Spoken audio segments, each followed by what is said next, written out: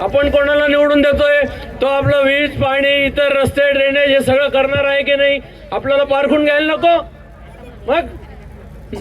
एका मताने काय फरक पडणार आहे? अगं माझ्या एका मताने काय फरक पडतो काय बोलतोस तू अगं अटल बिहारी वाजपेयींचं सरकार एक मताने कोसळलं होतं नाथद्वारामध्ये सीपी जोशी एक मताने पडले होते तू म्हणते एक मताने काय फरक पडतो केवढा फरक पडतो एक मताने आणि म्हणते एक मतदान काय मी चाललो मतदानाला तुला यायचं तर ये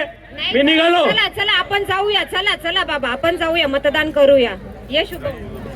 संविधान मतदान करा सांगतंय संविधान ज्या जागा हो